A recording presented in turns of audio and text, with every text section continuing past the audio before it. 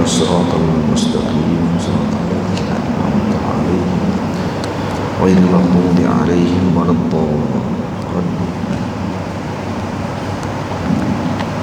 بسم الله الرحمن الرحيم. الحمد لله رب العالمين، والصلاة والسلام على أشرف المرسلين سيدنا ونبينا محمد بن عبد الله رسول الأمين وعلى آله وأصحابه ومن تبعهم بإحسان إلى يوم الدين. سبحانك لا علم لنا إلا ما علمتنا إنك أنت العليم الحكيم. رب اشرح لي صدري ويسر لي أمري واحلل عقدة من لساني يفقهوا قولي. رب يسر ولا تعسر، ربي تمم بخير وبعد. Assalamualaikum warahmatullahi wabarakatuh. Saya muliakan Tuan Imam, Tuan Bilal, ahli jawatan kuasa masjid, para guru, para asatizah, para santri, ibu ayah, abang, kakak-kakak dirahmati Allah Subhanahu wa taala sekalian. Kita sambung kembali pengajian bagi kitab Husnus Sun'i fi tarjizi hadithi Ummi Zar'i, yaitu pada bait yang ke-16, yaitu wanita yang keempat, menceritakan tentang suaminya. Bismillahirrahmanirrahim. Wanita keempat memuji suami bagai malam di Tihamah disifati. Bukti sempurna akhlak lagi terpuji, tidak membosankan juga tidak keji. Wanita yang keempat ini memuji suaminya dengan menyebut Zawji kalaili tihamah. Zawji kalaili tihamah. Dia tidak ada alif lam ni. Kalau dalam syarah dia ada alif lam, tidak ada alif lam. Kalaili tihamah, buang alif lam dalam syarah. Seperti disebutkan dalam hadis, Zawji kalaili tihamati, tihamata, ada buang alif lam, itu baca dia. Zawji kalaili tihamata, suamiku seperti malam di Tihamah. La harrun wala qarrun, tak terlalu panas dan tak terlalu sejuk. Wala maqafata wala sa'amah, tiada ketakutan dan tiada kebosanan padanya. Yakni maknanya suaminya menenangkan dan memberikan kebaikan kepada dirinya. Dan kita syarah di bawah disebut bukti sempurna akhlak lagi terpuji, bait yang ke-17. Tidak membosankan juga tidak keji.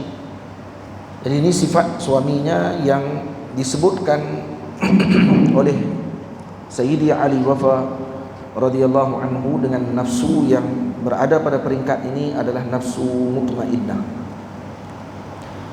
Nafsu pada peringkat yang keempat, seperti mana wanita ini berada pada kedudukan yang keempat, maka nafsu yang keempat juga adalah nafsu mutmainnah. Nafsu mutmainnah adalah peringkat nafsu yang disebutkan oleh para ulama sufi dengan maksud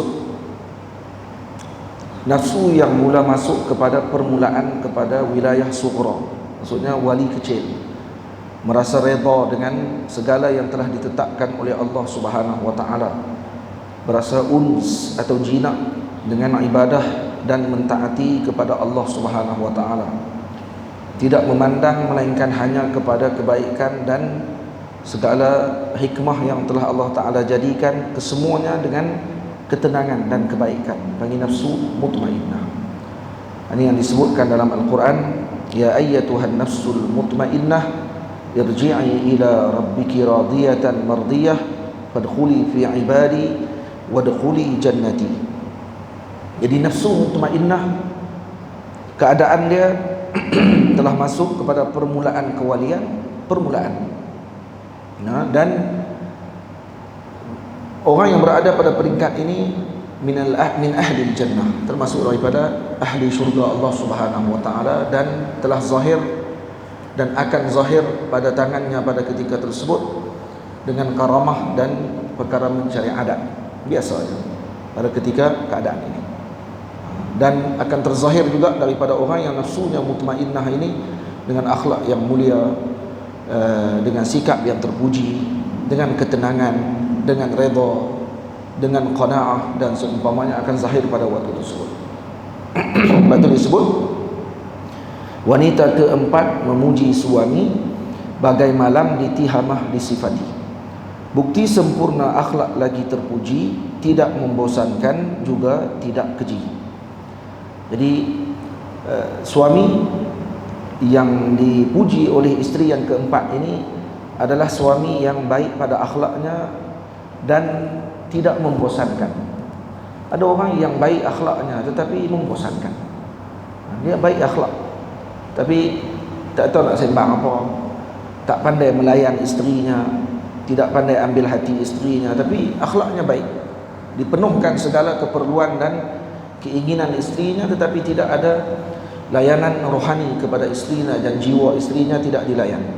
Jadi suami yang bagus, yang baik adalah bersifat seperti mana yang disebutkan di dalam ucapan yang disebutkan oleh wanita yang keempat ini, yaitu pada sudut zahiriyah dan pada sudut batinnya juga diberikan dengan saksama kepada isterinya tersebut.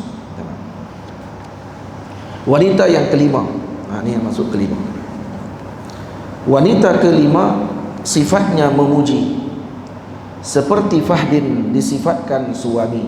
Kena baca Fahdin, baru betul dia punya syairnya. Wanita kelima sifatnya memuji seperti Fahdin disifatkan suami. Gagah bagai raja rimba disifati, yaitu singa. Raja rimba di sini dimaksudkan dengan asad, singa. Segala janjinya pasti ditepati.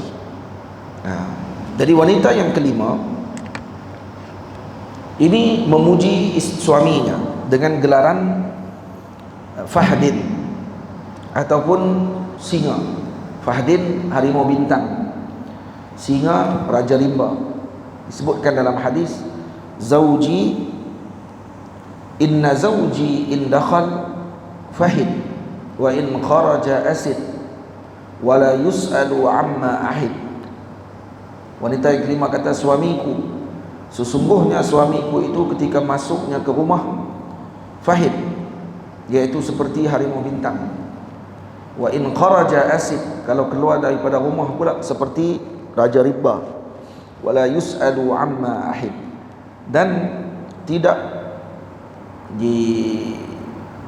perlu bertanya kepadanya dengan apa yang telah dia janjikan, pasti dia tunaikan. Jadi di sini sifatnya memuji kepada suaminya dengan pujian, dan kalaupun dikatakan, sebahagian mengatakan ini sifat ini termasuk kejian sebenarnya, tapi yang kuatnya adalah memuji. Karena kedua sifat tadi adalah sifat yang memuji lebih kuat daripada mengeji. Mengeji dengan makna fahid, dengan makna an-naum wa takasul, tidur dan juga malas, dan adamul mubalah, ataupun tidak ambil berat tentang isterinya dan ahli keluarganya. Maka itu disebut juga dengan sifat buruk bagi binatang fahid ataupun fahdun dan juga asad.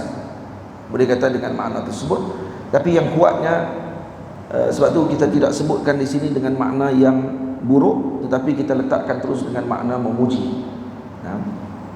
Dengan makna memuji. Berbeza dengan wanita keenam. Wanita keenam sebutannya tadi serampang dua mata, tapi wanita yang kelima ini ghalib atau kuatnya pada sudut memuji itu lebih daripada mengeji. Karena sudut kejian hanya satu saja. Binatang dua ini kalau disifatkan dengan sifat malas dan juga sifat mengabaikan, dan boleh juga kita katakan itu sebagai an-naum. Dalam bahasa kata binatang ini banyak tidur. Memang sungguh singa jantan kalau dalam kajian dibuat tidurnya 20 jam. 22 jam, minta maaf, 2 jam saja keluar cari makan, 22 jam tidur. Yang tolong cari biasanya singa betina. Jadi dia bangun, kalau dah singa betina pun tak lepas pi, baru dia akan turun. Dia baru akan pergi untuk dapatkan makanan. Singa betina kalau ada 5 ekor pun tak tentu duduk sekumpulan boleh dikalahkan. Tapi kalau singa jantan, seekor dia saja satu kumpulan duduk tidak akan mampu mengalahkan seekor singa jantan. Jadi 2 jam dia, 2 jam yang berharga maksudnya. Kalau dia keluar tu biasanya berharga. Jadi boleh jadi dengan makna tidur juga di sini, puji juga. Puji dengan makna dia tidur daripada melihat keaiban isterinya. Tak melihat. Adabul mubalah maksudnya mengabaikan dengan kelemahan dan kekurangan istrinya, dibiarkan seakan-akan dia tidur, tidak melihat dengan kelemahan tersebut. Sebaliknya dilihat dengan kebaikan pada istrinya, tetap juga puji. Jadi kalau terjemah dengan tidur pun boleh lagi ditafsirkan dengan makna mengabaikan kelemahan dan juga menidurkan mata zahirnya daripada mata batinnya, daripada melihat keaiban pada istrinya. Boleh jadi juga dengan makna puji. Coba. Jadi kenapa isteri yang kelima ni dikira sebagai memuji? Diletakkan sifat bagi suaminya dengan fahid. Idza in qaraja in dakhala fahid. Kalau masuk ke rumah seperti fahdin, seperti harimau bintang. Karena dalam harimau bintang ni ada beberapa sifat. Kata para ulama dan sebahagian fudala menyebutkan fil fahdi khisalun. Ada beberapa akhlak yang bagi li kulli aqilin, yang sepatutnya bagi setiap orang yang berakal an yaqudha dzalika minhu, kena mengambil akhlak tersebut. Ada 4 sifatnya, sebahagiannya disebutkan di sini, ada dalam syarahan di bawah dalam kitab kita ini disebutkanlah, yaitu yang pertama an yakmuna lis-saidi hatta yatamakkana minhu, yakni tidak menerkam mangsa selama tidak merasa mampu.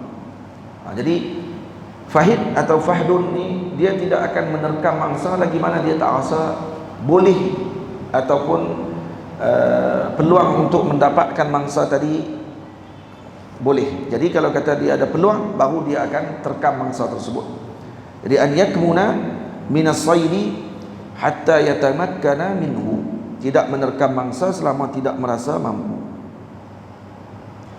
Yang kedua, an la yata'allama bid-darbi, tidak belajar dengan dipukul. Walakin yudrabul kalbu baina yadayhi idza akala minas saidi fayata'allam, tetapi dipukul anjing di depannya apabila memakan haiwan buruan, maka dia belajar dari situ. Jadi yang kedua, fahd ataupun singa ini dia tidak belajar dengan memukul, dengan dipukul.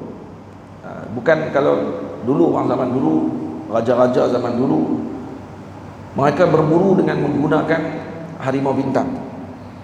Dan harimau bintang juga termasuk salah satu daripada binatang yang mu'allam. Ini boleh diajar untuk berburu seperti mana diajar anjing. Dan dalam bahasa Arab, kalbun juga boleh diletakkan kepada binatang yang berburu dengan kukunya dengan nama kalbun. Kenapa kalbun disebutkan kalb? Karena yutakallabu bih, yaitu dia menggunakan kukunya untuk membunuh.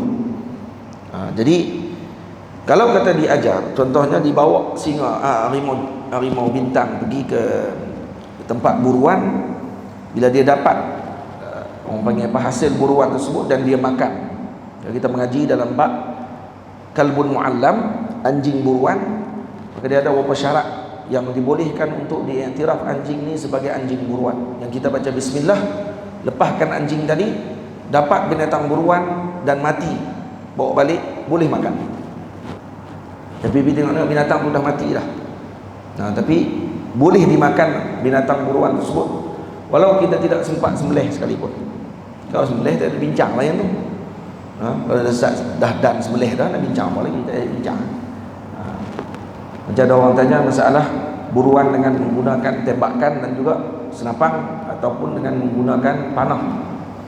Saya ada tulis satu kitab, ada karang kitab tapi tak dicetak lagi. Kitab Irsyadul Ikhwan fi ahkami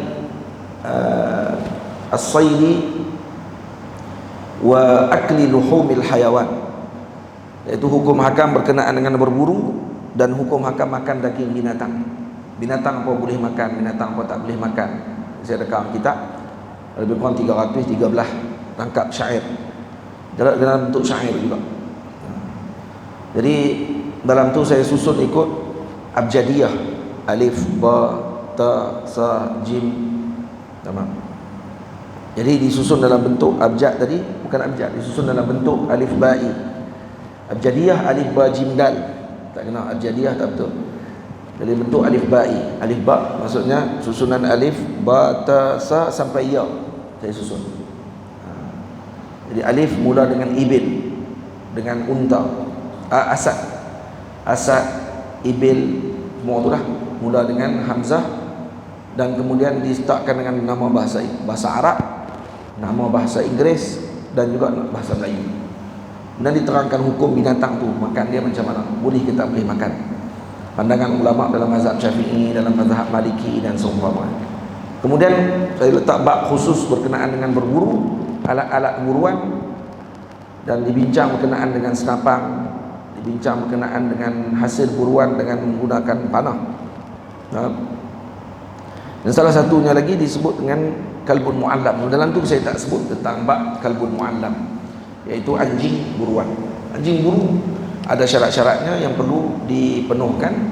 Salah satunya kalau dia bawa balik makanan ataupun daging binatang yang ditembak tersebut atau yang dipanah, dia pergi ambil, kemudian binatang tadi telah mati dan tidak ada bahagian badan binatang tadi digigit makan oleh anjing tersebut atau harimau tadi, maka dikira kalbun tadi atau anjing tadi kalbun mu'allam, anjing yang telah mempelajari cara untuk berburu, karena dia tak makan melainkan dengan izin daripada tuannya. Tuan dia yang akan kerak daging itu bagi, atau baru dia makan. Dia bukan makan terus, lagi dia bawa main setengah, dapat pelanduk, dia boleh hantar kepala pelanduk, tak ada lah, hilang, dia pepok dulu, lepas tu dia bagi bahagian badan, dia kata ambil kepala ya, dia kata biasa tuan tak makan kepala, dia kata perak dia makan kepala pelanduk, badan pelanduk dia bawa main, yang ni tak boleh makan. Kenapa? Kerana anjing yang macam ni tidak lagi mempelajari ilmu dengan sepatutnya, maksudnya dia tidak belajar dengan sepenuhnya. Yang ni kena masuk lagi pelatihan, tak boleh untuk dilepaskan kerana menyebabkan makanan kita jadi haram. Itu juga dengan singa dan bukan singa, harimau bintang. Ada binatang tak boleh diajar. Contoh macam harimau belang. Harimau belang tak boleh diajar, susah. Dan harimau belang terkenal dengan ghadir, binatang yang suka khianat. Atau orang kalau bagi contoh dengan binatang untuk dengan makna kesetiaan ataupun dengan makna melakukan kerja dengan baik, panggil fahid. Adakah fahid? Ini seperti orang yang fahdun, harimau bintang, dengan kerja buat yang baik, bersikap dengan mencari makanan yang thayyib, yang elok. Yang ni harimau bintang. Tapi kalau harimau belang disebutkan dengan misal kepada khianah. Atau kalau kata ada rajul kan namir, laki ini seperti harimau belang, maknanya ni suka khianat, dia suka hantam belakang orang kawannya. Dan sikap harimau sendiri memang ma'ruf macam tu. Harimau kalau kita dalam hutan, dia akan suka serang daripada belakang. Sebab tu kalau orang jalan daripada belakang, khususnya kalau kita tunduk-tunduk badan kita, itu biasanya orang yang memotong getah, banyak di Kelantan dengar cerita kata kena dibaham harimau. Biasanya ketika tengah motong getah, biasanya karena waktu motong getah dia akan tunduk. Yang biasanya harimau dia akan melihat, kata ni adalah sebagai macam isyarat untuk diberikan peluang kepadanya bagi dia menerkam mangsa tersebut. Sebab tu kalau dalam hutan nampak harimau, jangan tunduk, kena berdiri tegak tengok dia, kalau boleh lah. Dia tengok, oh tu tegak-tegak makin kemah tu kalau boleh timpak macam tu. Tapi jangan bagi belakang, jangan bagi belakang. Nampak harimau kena mengundur, jangan pusing belakang lari. Memang takkan boleh lari. Kita berjalan kat jalan raya, minta larang lari. Inilah hutan lari je lah. Pokok, akak, macam-macam dalam tu. Nampak? Ini orang biasa masuk hutan lah, dia tahu dengan tu. Kena reti juga benda-benda macam tu. Kena tengok juga tanda-tanda, syarat-syarat. Isyarat kata ada binatang buah dan besar di tempat tersebut. kena reti semua. Jadi orang masuk hutan biasanya telinga dia akan pasang, mata dia akan perhati, dan kemudian langkah dia akan atur dengan baik. Tak jalan macam tu. Atau orang yang jadi pemburu biasanya dia sense dia ada 6. Dia akan ada 6 sense. Bukan 5 ada.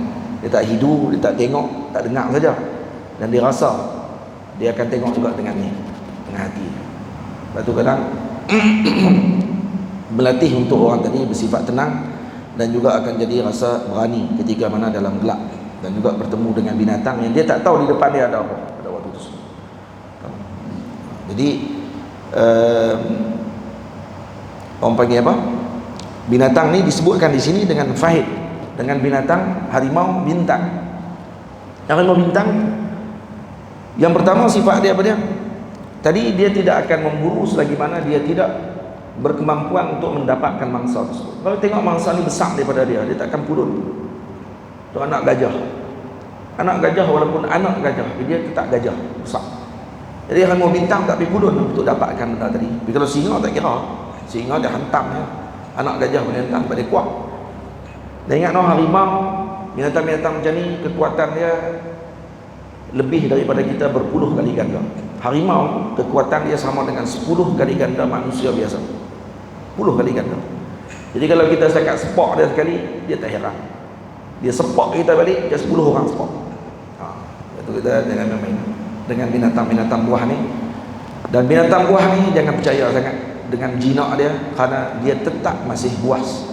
Dalam diri dia masih ada sifat kepuasan tadi masih ada. Sebab tu dengan seronok sangat nak pergi ambil gambar dengan harimau di zoo. Lepas harimau ni jinak, pergi ambil duduk tepi, duduk gagah lah. Binatang buah ni macam mana buah, macam mana dia jinak pun dia ada buah dia. Hatta kancil, hatta pelanduk kecil itu pun ada buah dalam diri dia. Jangan duduk main-main. Itu kalau orang yang reti dengan benda dia tak akan mudah-mudah dengan binatang buah.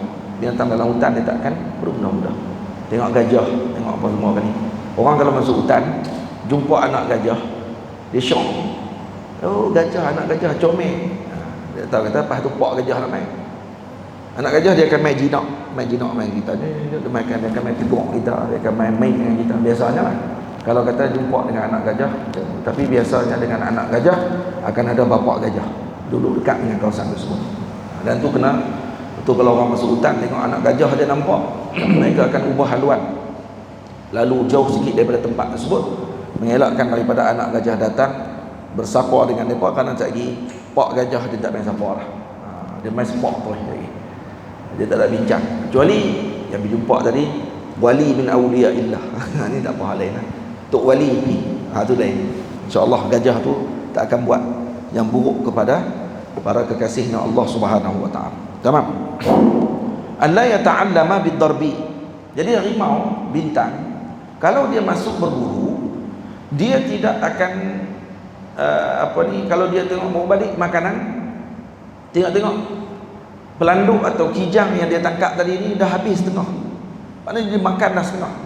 Baik, macam mana nak ajak dia? Nak bagi dia tak buat macam tu, dipukul anjing di depan dia. Anjing yang sama perangai macam dia juga, jenis makan. Tapi orang lepas untuk ambil makanan berburu ni, dia pergi makan setengah.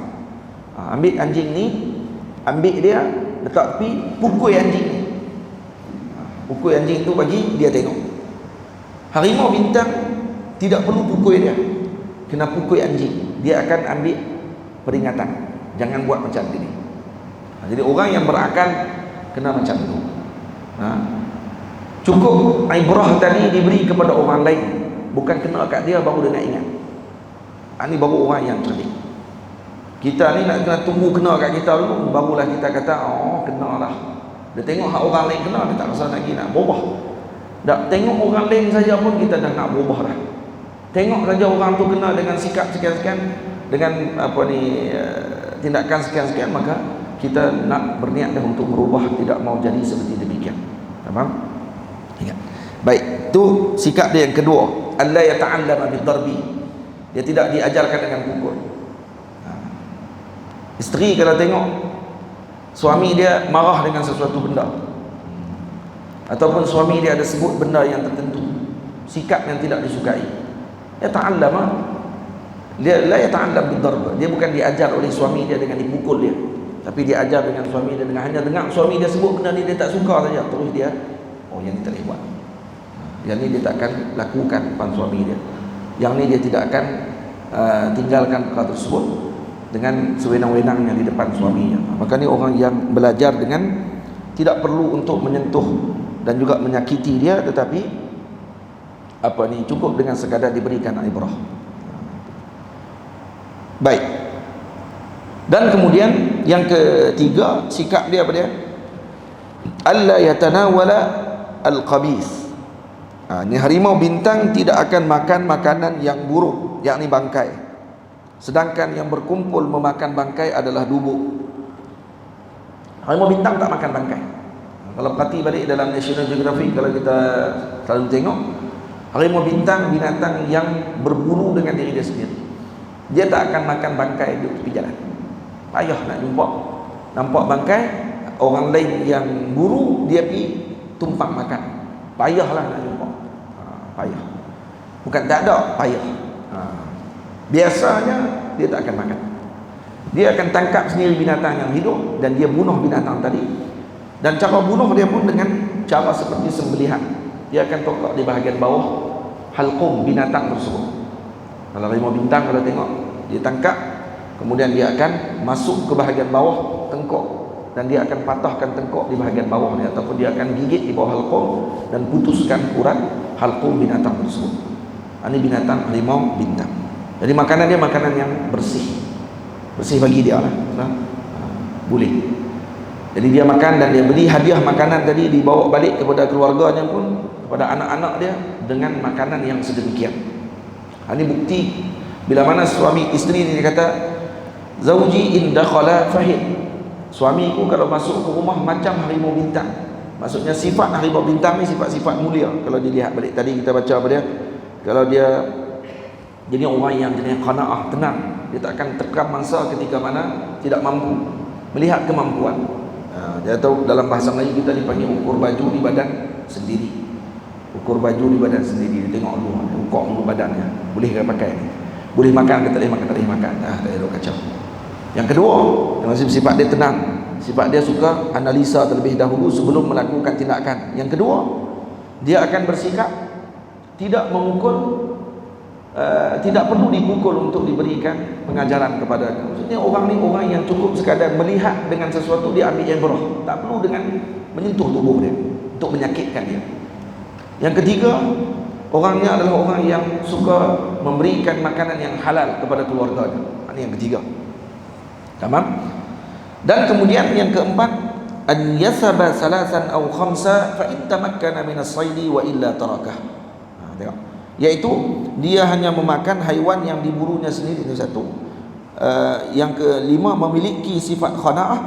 Jadi ketika haiwan buruan tidak berjaya didapatkan setelah 2 atau 3 kali dikejar, maka dia akan membiarkannya kerana mungkin itu bukan rezekinya. Jadi kalau dia ligan binatang 2 kali, 3 kali tak dapat juga, dia akan biarkan terus. Tadi bukan rezeki dia benar. Ini orang yang sifatnya tenang. Jadi dia tak akan pulun yang bukan miliknya. Saya selalu cerita dalam National Geographic, kalau kita tengok harimau citah ataupun harimau bintang ni, sebenarnya dia hampir-hampir sama, tapi ada beza sikit lah. Kalau citah, dia ada alur mata dia tu dengan macam selalu menangis. Di mata, di pipi dia ada macam alur air mata. Dan badan dia agak sedikit ramping. Itu citah. Kalau harimau bintang, badan dia panggil kulit dia bintik-bintik macam bintang tu, dan kemudian perut dia agak besar sedikit dibandingkan dengan citah. Citah muka dia nak macam kucing sikit, dan agak lebih lebar ke tepi. Beza dengan harimau bintang. Dia ada beza, tak sama 100%. Cuma mereka daripada hampir keluarga yang sama lah. Kalau citah termasuk juga dengan maksud fahdun, juga digunakan dalam berburu. Citah juga digunakan dalam perburuan oleh raja-raja pada zaman dulu. Dan kalau dia mengejar binatang, kalau tuan-tuan perasan, dia akan gigan zigzag dengan qazal dengan kijang. Ringan-ringan, kadang-kadang dia berhenti. Dekat dah nak dapat, tapi dia berhenti. Dia ambil nafas. Lepas tu binatang tu lari. Kalau dah dia legang balik lagi, kalau tak dah dia akan biarkan terus. Dia tak akan ligang. Padahal dia dekat dah nak dapat. Jadi para pengkaji kaji balik, kenapa dia buat macam tu?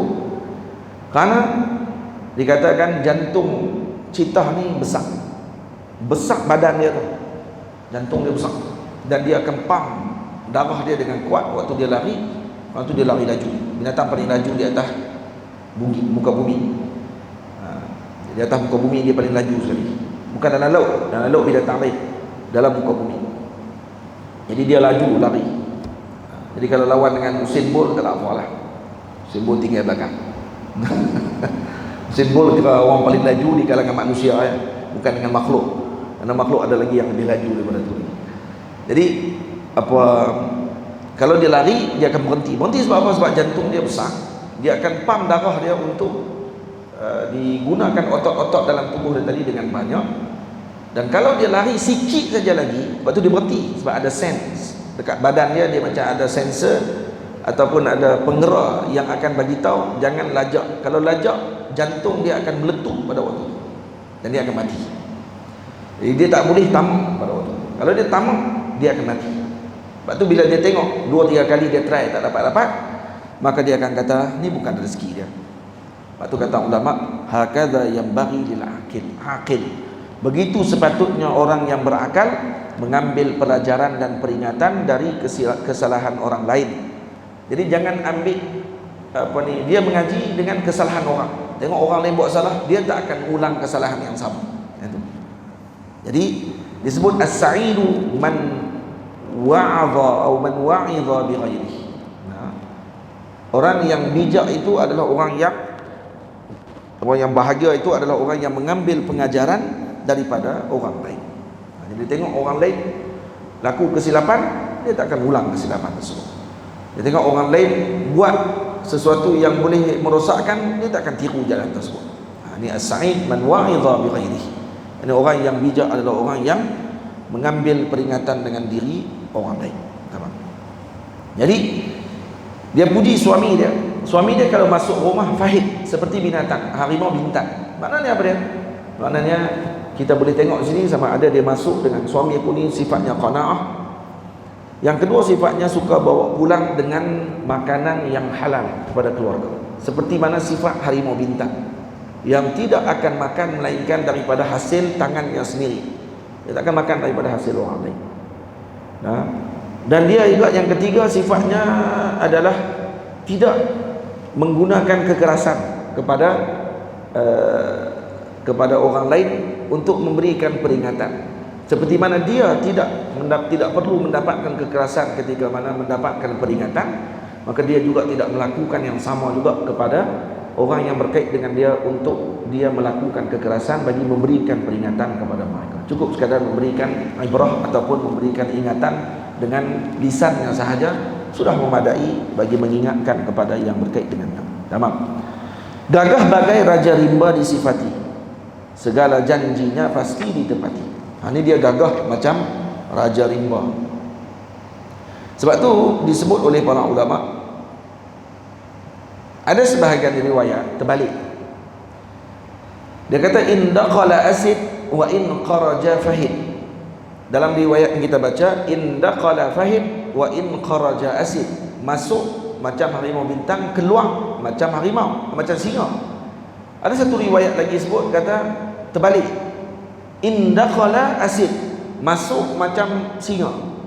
Wa in kharaja fahid, kalau keluar pula macam harimau bintang. Kalau yang macam tu kata ulama, kalau riwayat yang begitu dibaca maka itu dengan makna zam, dengan makna celaan, bukan puji. Kalau masuk rumah macam harimau bintang, keluar macam singa, itu dipuji. Tapi kalau dengan riwayat satu lagi, masuk rumah macam singa, keluar macam harimau bintang, ini keji. Keji kerana apa? Kerana dikatakan Allahumma salli ala sayyidina Muhammad, sikap singa ketika masuk rumah tak sama macam apa ni, macam Allahumma salli ala sayyidina Muhammad harimau bintang. Kalau dia masuk, singa suka tidur. Kalau masuk dia suka tidur kan. Tapi boleh juga dengan makna puji juga, seperti mana kita sebut pada permulaan, iaitu masuk rumah, ditidurkan mata hatinya daripada melihat keaiban dalam rumahnya pada waktu itu. Dia abaikan saja, dia lepaskan saja daripada kelemahan dan juga kekurangan istrinya, maka diabaikan dengan perkara tersebut. Boleh jadi juga, tapi kebanyakannya dengan makna memuji pada sifat suami yang kelima ni. Sifat kelima ni, istrinya memuji pada waktu tersebut.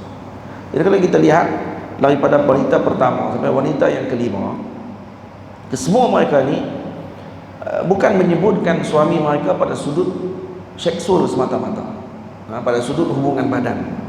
Baliknya semua dengan hubungan roh dengan suami mereka.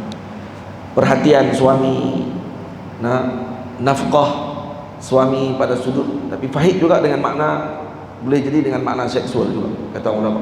Fahid kerana harimau ketika masuk dalam rumah juga dengan makna jima' juga dengan makna begitu.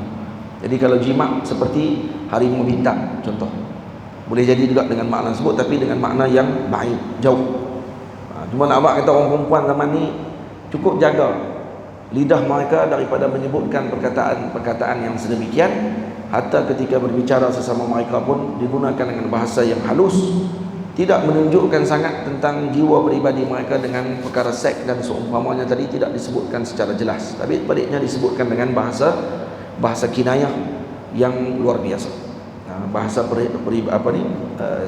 bahasa simpulan ataupun bahasa kiasan yang luar biasa tinggi bahasanya.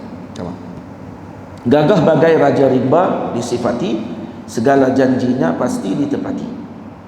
Jadi seperti yang disebutkan dalam hadis, wa in kharaja asid, jika keluar seperti singa, la yus'alu amma ahid, jangan ditanya tentang apa yang dijanjikannya. Jangan ditanya maksudnya apa dia? Tak perlu tanya dengan janjinya. Kerana apa? Kerana dia pasti akan melaksanakan apa yang dia janjikan. Kalau dia sebut saja, dia akan buat. Dia tak akan biarkan istrinya dan keluarganya dikhianati dengan janji yang telah dia laksanakan. Jadi kalau kata jadi pemimpin, kena macam tu lah. Jadi pemimpin, hatta kepada pemimpin, bukan hanya sekat pemimpin rakyat negara ni, pemimpin dalam keluarga sahaja pun dah kena tepati dah janji kita dengan anak kita dan isteri kita. Nabi kita Muhammad sallallahu alaihi wasallam satu hari pernah melihat seorang perempuan memanggil anaknya. Panggil anak dia mai. Dia nak suruh anak dia balik. Dia kata, "Man, balik. Bagi hadiah. Mak nak bagi ni buah tamar manis." Jadi Rasulullah kata kepada wanita tersebut, "Kamu betul akan bagi kepada dia? Ke sebab kamu panggil dia saja untuk dia balik rumah?" Dia kata, "Saya akan bagi ya Rasulullah." Baik, bagi Nabi kata. Kalau tak bagi, kamu dikira penipu pada waktu itu. Ini ingat no, ibu-ibu banyak buat macam ni dengan anak-anak. Ayah pun sama aja buat dengan anak-anak macam tu. Dan suruh anak mengaji rajin, dia kata nanti ayah bagi hadiah, haram tak bagi, bela. Lupa boleh jadi. Jadi kalau ingat balik, kena bagi balik. Kerana kita dikira penipu. Nabi marah ketika melihat anak-anak digula-gulakan sedemikian. Maksudnya lagi mak bagi yang ni, lagi mak bagi ni, haram tak bagi pun. Lepas tu dia tanya pula kat anak, nak apa? Nak hadiah apa? Nanti Walid beli. Anak pun kata, saya nak macam ni, nak macam ni. Haram, dia tak beli pun. Dikira menipu pada waktu tersebut. Hati-hati. Lepas tu jangan sikap macam tu dengan anak kita. Nanti dia bukan tak ingat, dia ingat. Dia kata dulu pernah janji nak beli, tapi tak beli-beli pun. Pernah janji nak bagi, tapi tak bagi-bagi pun. Lalu kat kedai, dia kata nak barang ni. Kita kata orang tak payah, nantilah. Dia kata bukan dulu pernah janji kan nak bagi. Oi, budak tak ingat, budak tak senang lupa. Dia akan ingat dengan benda yang kita janji kepada dia. Faham? Jadi kalau dengan keluarga pun macam tu, kita kena laksanakan. Seperti Nabi sebut, hatta dengan anak kecil, ketika kita janjikan dengan sesuatu, tak kita berikan hanya sekadar untuk tarik dia datang kepada kita. Maka tu dah dikira penipu. Bagaimana dengan yang lebih besar daripada tu lagi? Faham? Duduk dalam negara dan seumpamanya, kan suka tarik orang. Ini kami akan bagi yang ni, buruk, haram tak bagi pun, nipu. Jadi hati-hati, jangan suka sangat bagi janji yang banyak. Buat saja kerja, susah bagi janji-janji banyak sangat. Kerana orang dah muak dah dengan janji-janji ini. Kerana tak dibuat pun benda-benda tadi. Tak perlu dengan perkara yang kayangan sangat dengan benda-benda yang tinggi-tinggi yang kita pun tak sampai dengan otak kita. Buat dulu apa yang patut kita buat. Betulkan dulu kerohanian rakyat dan juga umat ni. Tapi nak kena naik pun kena yang boleh betulkan juga kerohanian dia sendirilah. Barulah boleh nak betulkan balik yang di bawah dan seumpamanya. Ala kulli hal, moga-moga Allah Taala berikan kebaikan kepada semua, amin ya rabbal alamin. Siapa saja yang inginkan kebaikan kepada umat, diberikan kebaikan. Yang tidak inginkan kebaikan kepada umat, tidak diberikan dengan kebaikan. Baik. Dan kemudian masuk yang keenam, wanita yang keenam mencela memuji. Ucapannya tersirat penuh berseni. Wanita keenam mencela memuji, ucapannya tersirat penuh berseni. Ucapannya tersirat penuh berseni. Tamam. Jika suami bersantap, laffa ia. Jika minum, istaffa, tidur, iltaffa. Ini susah nak diterjemah kerana bahasanya dua. Lepas tu saya tak terjemah.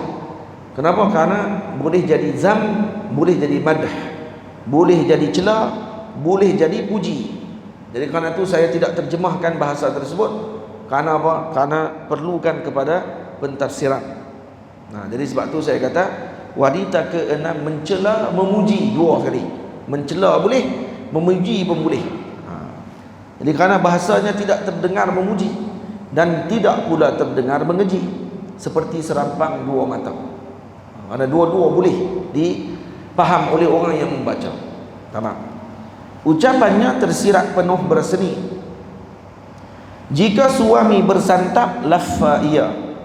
Jadi kalau di sini saya agak berbeza dengan Maulana Syekh Al-Allamah Habibullah Jakni Shinqiti rahimahullahu ta'ala, yang mana beliau menyebutkan bahawa wanita yang keenam ini mengeji. Tetapi saya katakan bahawa wanita ini boleh jadi mencela dan boleh jadi memuji, kerana perkataannya membawa kepada dua maksud.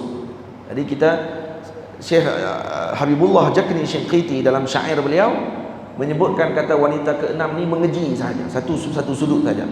Tak saya sebutkan boleh jadi dua makna. Keji pun boleh jadi makna, puji pun boleh jadi. Baik, kita tengok satu-satu. Tengok di bawah nota kaki dia. Jika suami bersantap, laffa ia. Laffa apa maknanya? Laffa dengan makna ada dua maksud. Laffa ni. Laffa memiliki dua maksud. Yang pertama maksud puji. Puji dengan makna ketika makan dia mendatangkan pelbagai jenis makanan. Itu satu. Jadi dia kalau bawa balik makanan, dia tak bawa balik satu je, macam-macam. KFC, McDonald contoh. Starbucks. Oh dia lagi. Hai, sakal-sakal semua tu. Lagi ayam goreng. Kalau balik daripada pasar malam tu, dia tak bawa balik satu je lah. Habis semua kedai pasar malam dia borong. Sekali dengan hak jual-jual kali dia bawa balik. Balik rumah tak tahu pilih hak mana satu nak. Dia puji ketika makan dia mendatangkan pelbagai jenis makanan, tu bagi lafaz. Kalau keji, lafaz dengan makna apa? Lafaz dengan makna hanya makan seorang diri tanpa memikirkan isteri. Ini maksud keji. Jadi kalau dalam hadis disebut zauji in akala laffa, suamiku ketika makan laffa. Itu saya sebut jika suami bersantap, laffa ia. Lafaz dengan makna apa? Boleh jadi dua, keji, puji. Keji dengan makna makan seorang-seorang, bini dia tak heran. Makan tak akan ikut suka. Kok dia nak tengok, dia kata sila-sila. Ada lagi orang perempuan kot macam tu kan. Dia kahwin sampai lock. Macam tu. Jangan seorang pakcik ni naik dengan bini dia, tiap-tiap kali naik dia buka pintu kat bini dia. Mah. Ada orang tanya dekat pakcik tu, dan apa rahsia ni sampai ketua pun masih duk buka pintu tu? Dia kata kerana pintu tu rosak, dia kata. Jadi saya kena buka pula. Tidak ada boleh keluar. Itu rahsia dia. Rosakkan pintu di sebelah ibu. InsyaAllah suami kita akan tolong buka nanti. Baik. Daripada ingat romantik lah rupanya pintu rosak. Baik. Ketika makan dia mendatangkan, kalau puji pula waktu makan datangkan dengan pelbagai jenis makanan. Kamu pilih nak makan apa? Ni kena pergi Soul Garden lah. Pilih nak makan apa? Makan sendiri. Masak sendiri. Baik.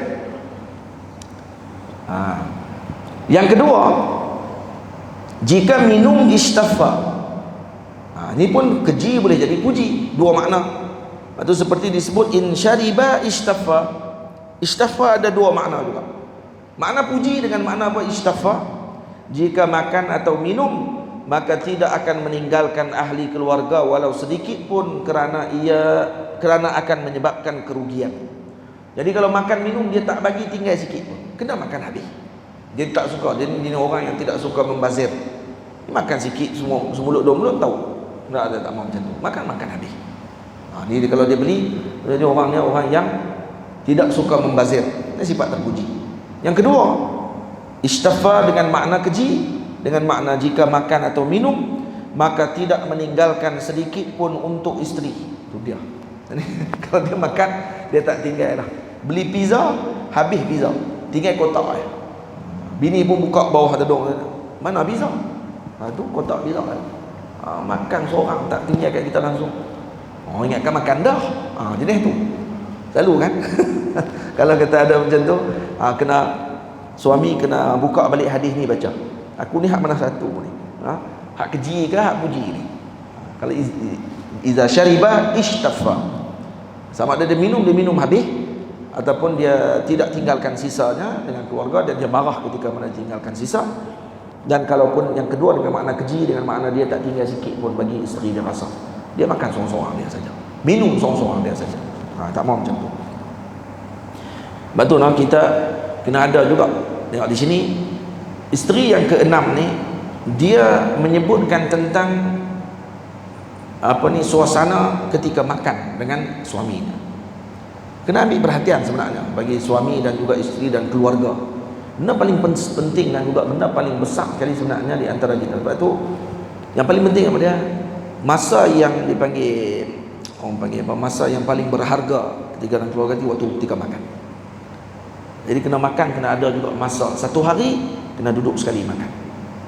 Dan keluarga yang tidak makan sekali, suami makan waktu lain, isteri makan waktu lain, suami makan, isteri tak teman duduk makan sekali, anak-anak tak duduk makan sekali dengan ibu dan ayah, dibiarkan makanlah, kami tak, aku dah makan dah, tak mau.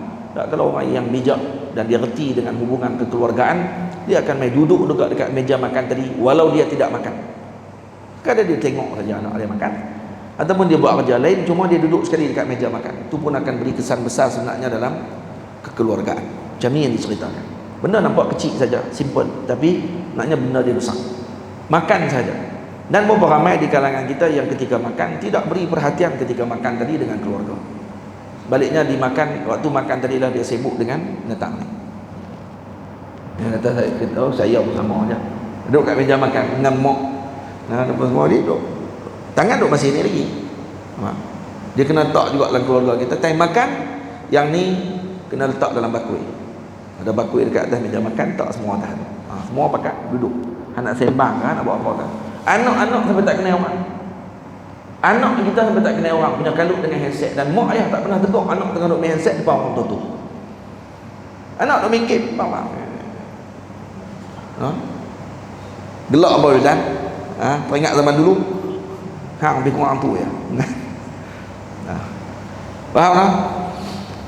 Kena tegur, mak ayah kena tegur. Time kedai makan ada orang tua-tua apa semua kali, jangan duk main netang tu.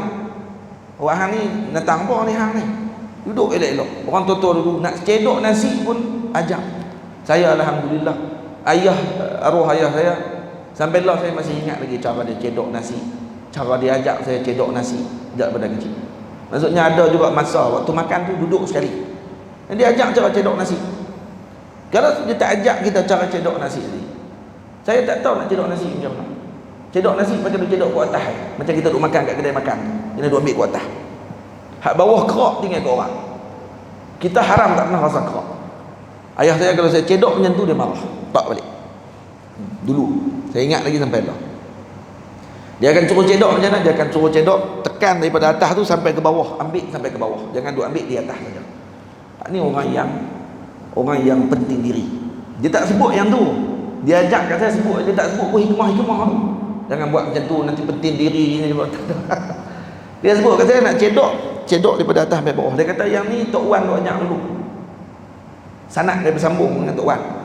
Nah, tok orang saya ajak dulu macam tu. Dan jangan duk ketuk-ketuk. Nak buang nasi yang lekat tu, tarik dekat tepi, yang orang panggil apa, periuk tu, tarik tepi dia. Nah, guna tangan, basi nanti. Semua ajak.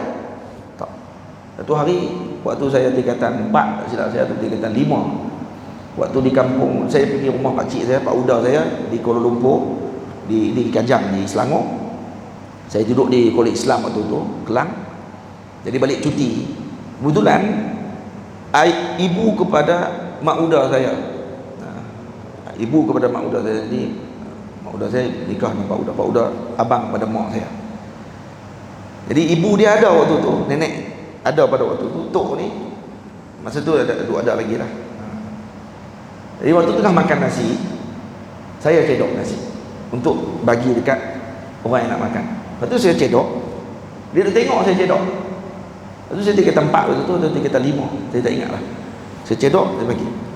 Waktu nak tambah, ada seorang di kalangan kami ni nak tolong cedok. Dia tak mau, dia nak saya cedok. Dia tak nak bagi, nak suruh cedok, dia kata. Sebab dia cedok elok. Ini cedok orang tua-tua, dia kata. Cedok dia cara macam mana? Turun sampai ke bawah. Ini baru cedok tu, dia kata. Siapa dia yang ajak dia tu? Ayah saya yang ajak. Yang ajak cara cedok tu macam mana? Benda kecil saja. Rupanya orang tua tengok semua benda tu. Tamam. Kita kena ajak macam tu. Berapa ramai? Santri ada sampai lah duk cedok lagi pada atas macam tu. Ada lagi tu. Hafiz? Tak ada. Saja tanya ya. Sebab tu kalau makan jangan macam tu. Kalau dengar orang tua, dia pun tengok semua perhati. Kecuali orang tua tu pun macam tu juga. Dia cedok ke atas juga. Dia pun tak ajak kat anak dia. Yang penting cedok ke atas. Siapa yang main lambat, makan kerak lah. Tak boleh macam tu. Kalau kita cedok daripada atas sampai ke bawah, orang lain dia akan cedok daripada atas sampai ke bawah. Jadi semua akan pakai rasa daripada atas sampai ke bawah makanan tersebut. Nasi tadi, dia tak akan rasa ke atas saja. Orang sifat dia penting diri, tak ambil dengan perhatian dengan apa yang diajar oleh orang tua tu. Faham? Tapi bila lagi kita boleh makan macam tu, kalau nasi tak letak dekat meja makan, dan nasi kita dah cedok, dah bubuh dalam periuk, dalam mangkuk. Biasa orang tua-tua dulu dia kelimput periuk tu sekali buh atas meja makan. Betul tak? Orang tua dulu kita ambil periuk sekali buh. Kita lah kan ambil bubuh dalam mangkuk dulu apa semua. Kita nak buat lagi benda tu. Sebab semua atas tu dah elok dah semua. Kalau nak ajak, buat macam tu. Nak ajak anak-anak kita, kena buat balik macam orang tua-tua kita dulu buat. Itu sungguh sebenarnya kesan dia besar. Kita kena pergi kedai makan, waktu nak cedok dekat tong besar tu ataupun di rumah kenduri, kita masih nak teringin nak buat lagi macam tu. Iaitu cedok sampai ke bawah tu tak boleh. Sebab dalam sangat pula dah. Kita luk dengan tangan kita di dalam tu. Tak boleh nak lagi nak buat tu. Tapi bila dah biasa sangat macam tu, akhirnya jadi lupa dengan apa yang telah ditunjukkan oleh orang tua-tua kita. Sebab tu kena amalkan benda tu. Tengok, benda kecil saja. Bab makan saja. Bini dia cerita, tang makan tak ingat kat kami. Atau boleh kata puji, kalau makan bawa semua jenis makanan letak atas meja.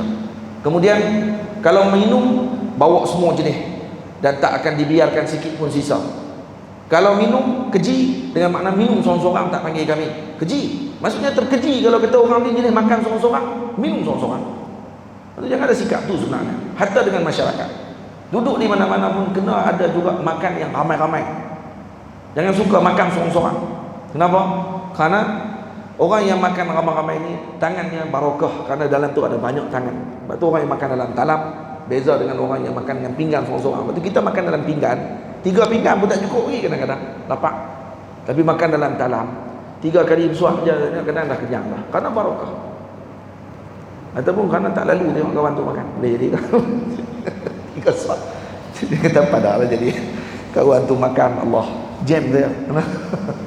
Dia biasanya dengan makna barokah. Barokah makan ramai-ramai. Ada keluarga yang makan dalam talam dengan anak-anak dan isteri dia. Makan dalam talam. Itu nak makan pun dalam talam. Jadi waktu tu ajak pula anak cara nak makan macam mana. Bukan setiap kali duk makan kerja duk jilat jari lepas tu tarik balik tu. Oh, kotor. Jilat jari hujung sekali makan. Jangan duk jilat jari tengah-tengah duk makan. Makan dalam talam. Pas sekali suap jilat jari. Tarik lagi makan, jilat jari. Tolak pula kat orang. Jam terus. Dia jangan, sunnah Nabi tidak akan munafir. Orang tak akan lari daripada orang yang beramal dengan sunnah. Kita kalau beramal dengan sunnah, tiba-tiba orang jadi tak apa nak berkenan dengan kita, Sama ada silap tu adalah daripada kita sebenarnya. Bukan sunnah Nabi yang silap. Yang silap kita yang beramai yang silap. Tak kena. Faham? Jangan tengok tentang sunnah Nabi. Kata ni saya beramai dengan sunnah. Jangan apa tak suka. Tak suka sunnah. Tak suka sunnah. Tak suka hang. Hang tu cara tak kena. Lepas tu duk mengaku kata buat amal beramai dengan sunnah. Sunnah Nabi tak ada pun kaitan dengan kamu tadi. Baik, kemudian tidur iltaffa. Kalau tidur pula iltaffa. Iltaffa dengan makna apa? Ini taja'a iltaffa juga ada dua makna. Maksudnya ada makna dia puji atau makna dia keji. Kalau puji dengan maksud ketika tidur dia akan berselimut sendiri kerana tidak mahu melihat aib isteri. Ini kalau puji. Kalau tidak seorang-seorang dia takkan sentuh langsung bini dia karena dia takut tersentuh dengan aib suami isteri dia, maka dia tidur seorang-seorang dia. Atau dengan makna keji, dengan makna ketika tidur dia akan berselimut sendiri kerana tidak memperdulikan isterinya. Jadi cuba tengok benda yang disebutkan oleh isteri yang keenam ini, perempuan yang keenam ini adalah benda yang nampak seperti ringan, kecil, halus, tetapi sebenarnya benda tadi benda yang besar. Jadi nafsu yang keenam ni kata para ulama, nafsunya bersifat dengan lawamah dia panggil. Lawamah kenapa? Karena dia ada serampang dua mata. Sekejap baik, sekejap dengan makna tidak baik. Sekejap elok, sekejap dengan makna tidak elok. Jadi ini orang yang bersifat lawamah, maksudnya suka laum. Keji pun boleh jadi, dalam masa sama dia akan mengeji diri dia ketika melakukan perkara yang tidak baik, dan dia akan memuji ketika mana melakukan perkara yang baik. Dan sifat orang ketika ini dia suka dengan kebaikan dah pada waktu itu. Orang yang ada nafsu lawamah dia ada suka dengan kebaikan, suka main mengaji, dia suka dah zikir, wirid, tapi maksiat buat juga, maksiat tetap buat. Tapi dia akan suka dengan pengajian, suka dengan ilmu, kasih dengan para ulama. Lepas tu minat dengan pengajian, minat dengan zikrullah, minat dengan salawat dan sebagainya. Tapi tetap juga masih melakukan perkara-perkara maksiat dan juga kekurangan. Kemudian dia akan laun, mencela diri dia dengan maksiat yang dia lakukan. Jadi itu keadaan orang yang sedemikian. Baik, selesai Tidak pernah tapak tangannya merasa, hangat tubuhnya di bawah pakaiannya.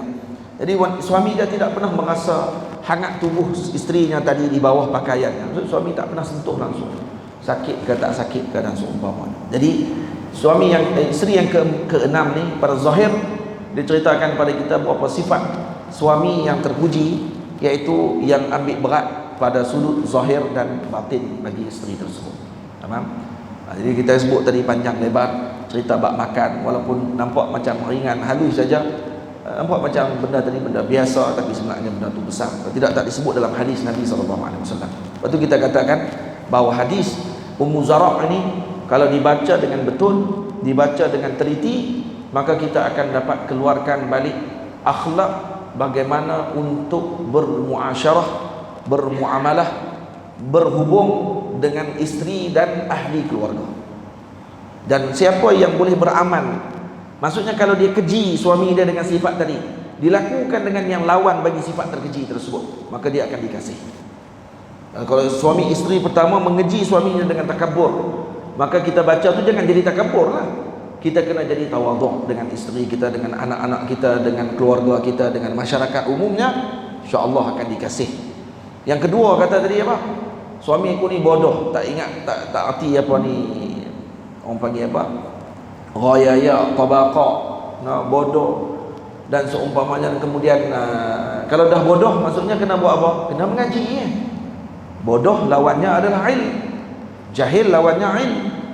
Maka jahlun lawannya ilm, jahil lawannya alim. Maka dia kena keluarkan diri dia daripada kejahilan. Sebab utama kepada kerosakan rumah tangga biasanya adalah kerana jahil.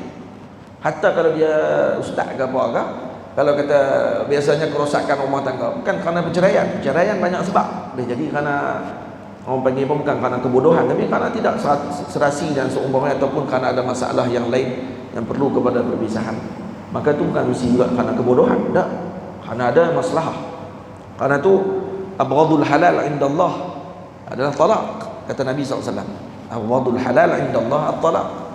Karena talak adalah solusi yang paling paling bernilai ketika mana tidak ada lagi keserasian dan juga tidak ada lagi kesepahaman antara suami dan isteri. Jadi daripada berlaku benda yang tidak baik, maka penghujungnya adalah tolak. Tolak adalah benda yang paling terakhir yang difikirkan pada waktu tersebut. Mana orang yang bijak dalam rumah tangganya, maka dia tidak akan senang-senang untuk nak berpisah. Karena dia bukan berkahwin tadi hanya kerana untuk nafsu dia. Dia akan fikir kahwin tadi ada keluarga, belah mak mentua, belah pak mentua. Kemudian ada dengan isteri dia, nak kena jaga perasaan dia. Kalau ada anak lagi, macam mana nak buat? Semuanya, tamam. Dia akan jadi lebih matang, lebih bijak. Tapi kalau masih bodoh lagi, maknanya ni orang yang tidak belajar. Dia kena belajar. Salah seorang guru saya pernah cerita kepada saya. Dia kata, guru saya sebut, kamu orang yang pertama saya cerita sebelum ibu ayah saya sendiri tentang masalah di antara guru saya tadi dengan isteri dia. Dan waktu itu dalam rancangan untuk berpisah. Jadi kami dalam musafir waktu itu, dan kemudian saya tanya kepada, kata Maulana, tak ada cara lain daripada berpisah, tak ada cara lain.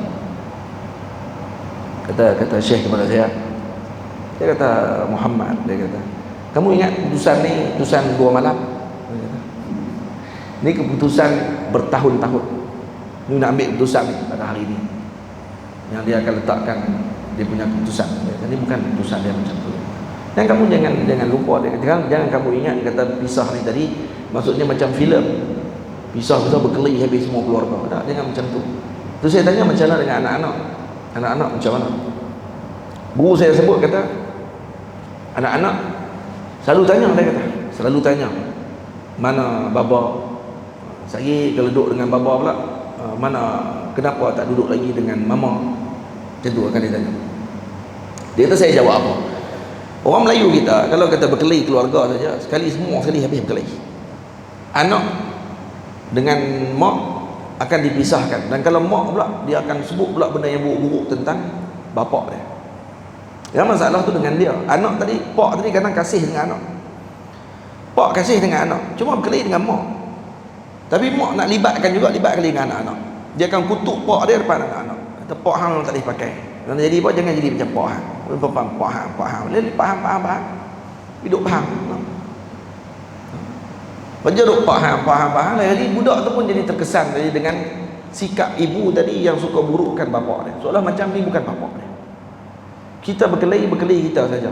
Kecuali orang tadi memang buruk betul akhlak dia, memang kalau anak duduk akan merosakkan anak tadi. Tak semua saya nak kena cerita di sini. Itu kita cerita sendirilah. Faham tak? Takkan kita cerita semua. Nak beritahu pula perincian masalah ni macam ni, masalahnya jenuh lah. Ni bukan tempat kaunseling. Ya, kita cerita je ni. Contoh, kalau suami tadi memang kaki dadah dan dia pun nak libatkan anak dia pula dengan dadah dan seumpamanya, dia akan rosakkan anak dia. Ini memang kena jauhkan lah. Jauhkan sahaja, tidak perlu mesti kutuk. Dengan tiru, dengan panggil ni tak elok semua ni sampai lanjut sampai lebih-lebih, sampai tu bukan macam bapak dia. Kadang-kadang mungkin orang tadi boleh berubah. Kerana nak benci kepada seorang, jangan terlalu benci sangat, kerana takut nanti kasih dengan orang tu lebih daripada orang lain. Nak kasih dengan orang pun jangan lebih-lebih, jangan kena simpan juga sikit, kerana kalau takut nanti jadi orang yang paling kita benci. Faham? Satu saja yang kena kasih sungguh-sungguh, tak boleh ada perasaan sikit tinggal. Nabi SAW, ayat ni tak boleh tinggal sikit pun perasaan, tak upah nak suka, takut lagi dia benci nanti. Tak ada.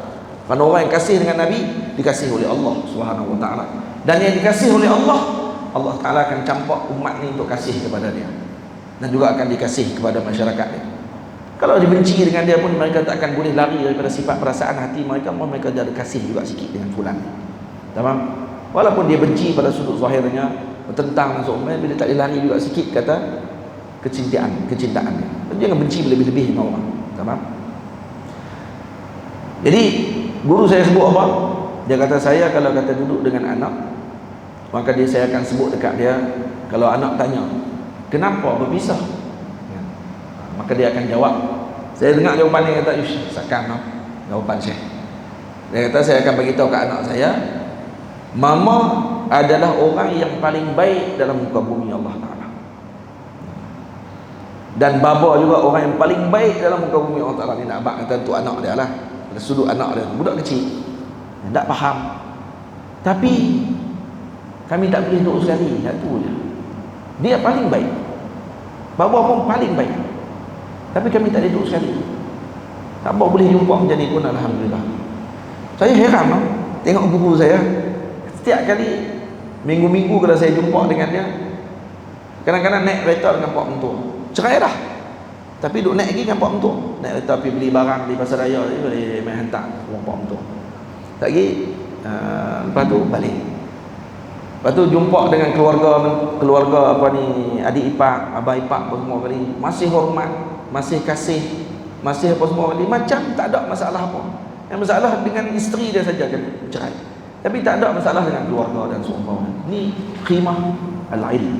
Ni khimahnya orang alim. Ketika muamalah dengan orang jadi macam. Beza dengan kalau orang tadi bermusuh sebabkan kerana filem-filem Melayu kita banyak sangat tunjuk cerai aja habis sekali dengan keluarga, adik-beradik keli adik-beradik habis semua kali. Ada yang masalah tadi ni satu pihak ataupun pihak yang dalam keluarga tadi saja. Dia libatkan kasi dengan semua orang. Tak sepatutnya macam tu. Dan jangan libatkan dengan anak-anak kalau boleh. Jadi Allahumma salli ala sayyidina Muhammad. Kita kena elakkan daripada sifat ataupun perangai seperti mana yang disebutkan dalam kitab ni yang bertentang, maka kita kena amalkan yang berlawanan dengan sifat yang buruk tadi. Tapi kalau sifat tu baik, kita kena amalkan sifat baik tersebut. Barulah insya-Allah kita akan jadi orang yang betul-betul mengamalkan dengan apa yang disebutkan oleh junjungan besar Nabi kita Muhammad sallallahu alaihi wasallam.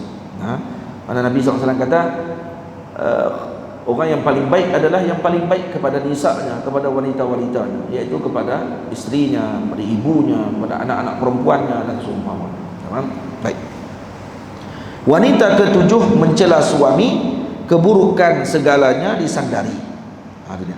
Memukul isteri juga melukai atau kedua-duanya dihadiahi. Tu. Yang yang ketujuh ni, wanita yang ketujuh dia cela suami dia. Jelas-jelas dia sebut, dia kata apa?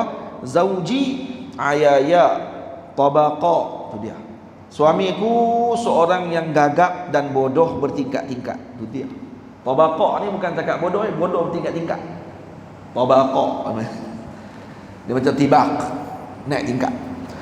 Jadi suamiku ini gagap, dahlah gagap, bodoh bertingkat-tingkat pula. Kullu da'in lahu da', kesemua jenis penyakit ada padanya.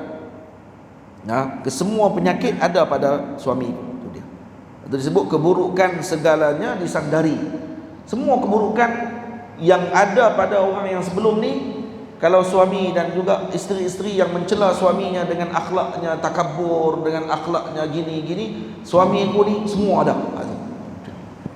Hak nikah yang perempuan ketujuh ni, dia meringkaskan ucapan dia dengan menyebutkan seluruh apa yang buruk pada sikap yang disebutkan sebelum ni ada pada suami dia. Kita jangan sampai jadi macam tu. Semua sifat keburukan ada pada kita. Ini maksudnya ni orang yang nafsunya nafsu yang buruk. Orang yang ketujuh ni nafsunya nafsu yang buruk, nafsu yang menjatuhkan dia. Ini masih lagi termasuk dalam ammarah bisu. Yang suka buat dengan keburukan dan kejahatan. Moga Allah lindung kita daripada nafsu tersebut. Kita ni kalau nafsu ammarah masih lagi merajai dalam badan kita, dalam tubuh kita, dalam ruh kita, maknanya tubuh kita itu tubuh kasar, yang nafsu tadi dengan ruh kita tadi. Ruh kita ni atau nafs, ruh dia ada istilah banyak ulama sufi sebut, ada ruh, ada nafs, ada qalb, ada sir, ada sir dan sebagainya. Itu semua istilah-istilah dalam kesufian yang kesemuanya kembali kepada hakikah wahidah, cuma iktibarnya berbeza. Hakikah hanya satu saja, itu ruh, kembali pada ruh semua. Tamam? Dia panggil qalb, dia panggil aql, aqlun pun juga dipanggil juga. Sebab tu dalam hadis bila disebut benda pertama yang Allah Ta'ala jadikan di kalangan makhluk, salah satunya. Sebab tu kalau kita sebut benda pertama ni bukan mesti pertama dengan makna awaliyah mutlaqah, bukan mesti pertama tu dengan makna pertama tu pertama sekali. Itu komplain pula, kata bukan pertama tu air saja Allah Ta'ala jadi. Awwalu ma khalaqallah, iaitu al-ma. Wal arsyu 'ala al-ma, arsy duduk di atas air. Kata air kan ayak tu yang mula-mula jadi. Lepas tu kata ulama, kalau orang faham betul-betul, awaliyah bukan mesti awaliyah mutlaqah. Awaliyah nisbiyah dibagi. Nisbah kepada makhluk sekian air. Nisbah kepada ini cahayanya cahaya Nabi contoh. Kalau ada yang orang berpegang dengan dalil dengan kata awal ma khalaqallahu nura nabihi, contohnya kalau orang pegang dengan pandangan tersebut, walaupun hadis tadi berlaku perbincangan di kalangan ulama, maka dia tak kata yang mula jadi adalah nur Nabi kita, ada yang jadi air dulu. Tak ada awaliyah nisbah dengan makna yang daripada nur Nabi adalah yang pertama. Bukan dengan makna semua sekali nur Nabi yang mula-mula sekali. Jadi dengan makna tu. Dan ada juga dalam riwayat disebutkan yang pertama dijadikan adalah aql. Aqlun di situ dengan makna apa? Dan bila mana Allah Ta'ala panggil akal datang. Allah Ta'ala kata pergi akal tadi. Akal tadi dengan makna nafs, dengan makna nafsu. Nah, bukan dengan makna akal mujarrad semata-mata tu akal, tapi dengan makna an-nafs ataupun dengan makna ruh. Akal tadi dengan makna ruh. Itu disebut oleh ahli falsafah dengan dipanggil aqlul awal. Al-aqlul awal dengan makna ar-ruh, dengan makna ruh. Itu sebagian. Faham? Baik.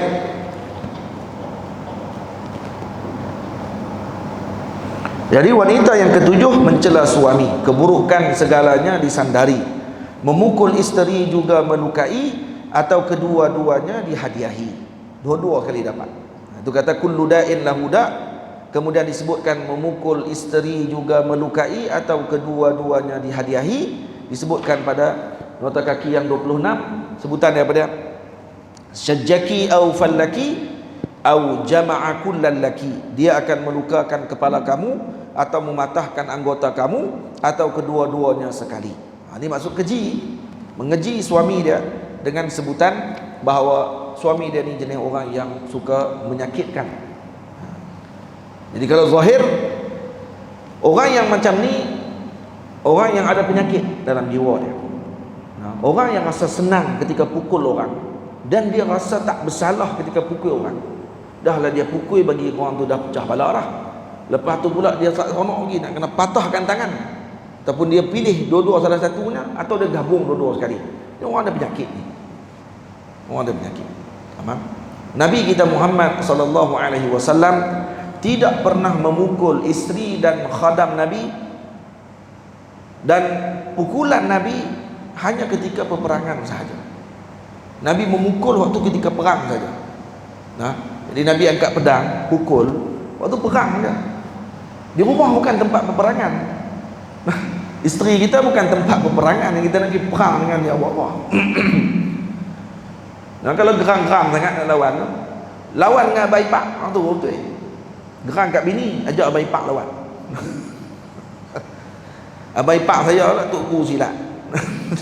Geram kat bini contohnya, geram ni, telefon abang lah, sparring kali kata, tiba ya. Baru nak jantan ni lawan dengan bini, jantan buat mana, tendang bini memang padu lah.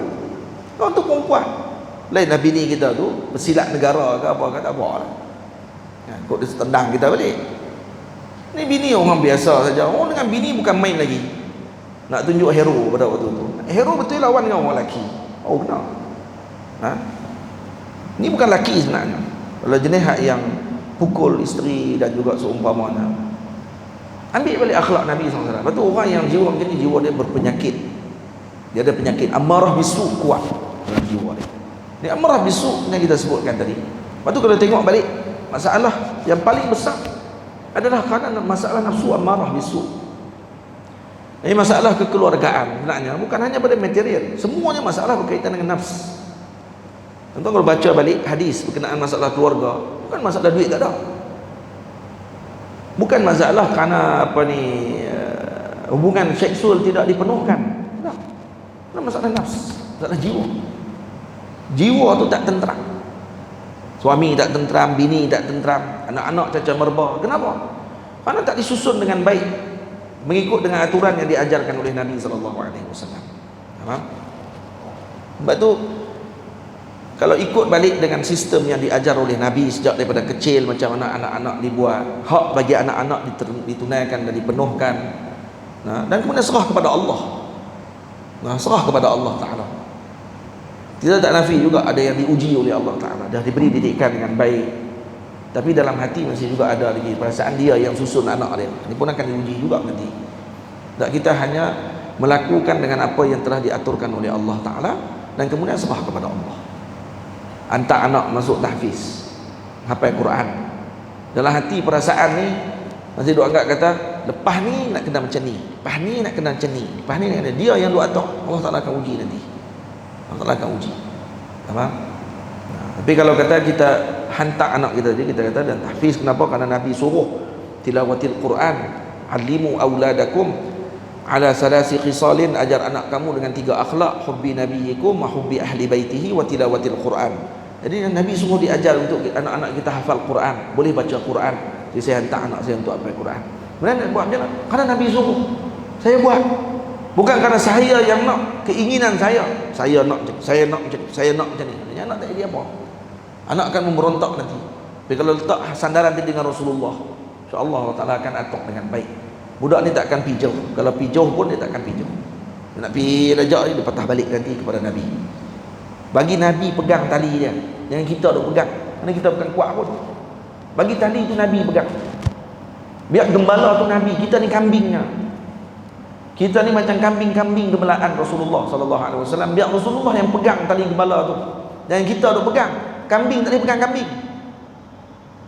Anak kita pun kambing juga, kita pun kambing juga. Kat lawan pegang. Pegang ke mana? Tangan kambing tengok mati macam mana nak pegang macam mana tali. Tak boleh pegang.